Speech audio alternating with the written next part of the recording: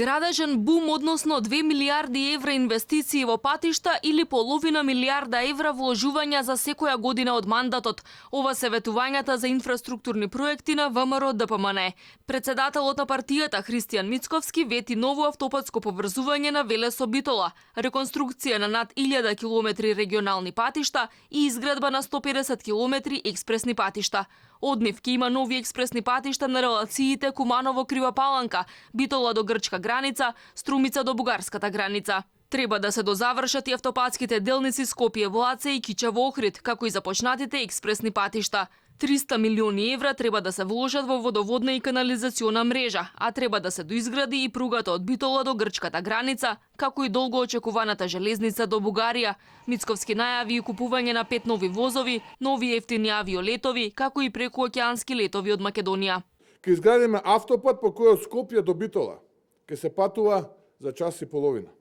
Ова значи нова патна артерија, нов коридор, односно ново автопатско поврзување од Велес, Чашка, Прилеп, па се до Битола, која е од стратешко значење за Пелагонискиот крај и 1 милион граѓани.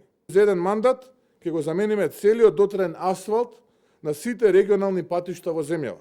Односно, до Берово, Дојран, Делчево, Пекчево, Пробиштип, Ресен, Дебар, Кичево, Брод и останатите градови ќе се вози низ целосно нов асфалт.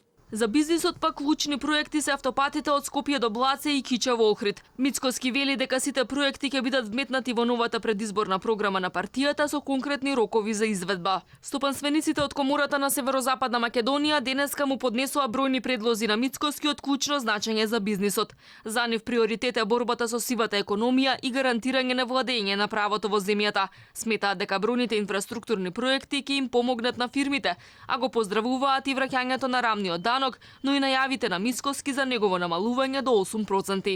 Со рамен данок од 8%, компаниите би имале поголема можност, значи да плаќаат како квантитет повеќе, а би имале можност да заработуваат повеќе и да имаат подобар бизнис биланс во нивните компании. Според Мицковски, 12 нови проекти за обнова на инфраструктурата ќе бидат сериозна инекција за градежништвото.